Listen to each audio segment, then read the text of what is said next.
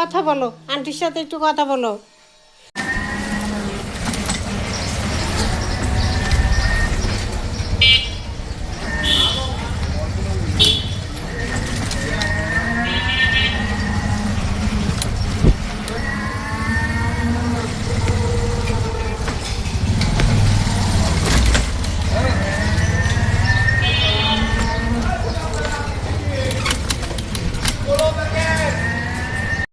ইব্রাহিম মাছ ভাজি করে ভাত খাবে, খুব সুন্দর করে ভাজি করতেছে।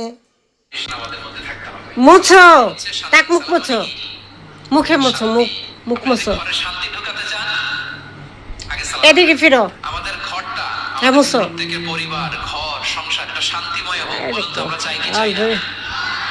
তাহলে ঘরে আমরা সালাম ঢুকাবো, কি ঢুকাবো? এদিকে ফিরো, আওয়াজ করে সবাই বলুন, কি ঢুকাবো? হ্যাঁ মুছো। এই যে এই জায়গাতে মুছো, কি করব আমরা? এই জায়গাতে মুছো। দেখবেন যে কোনো ঝগড়া নাই, কোনো অশান্তি নাই। অনেকে বলে যে হুজুর ঘরের ভেতরে শুধু অশান্তি, অনেক অশান্তি, অনেক ঝগড়া। এরকম হয় আপনাদের? আপনাদের হয়? এর কারণ হচ্ছে শান্তির পয়গাম আমরা ঘরে ঢুকাই না। শান্তির পয়গাম। ইব্রাহিম খুব সুন্দর করে বিছানা গুছাইতেছে, তার বিছানা।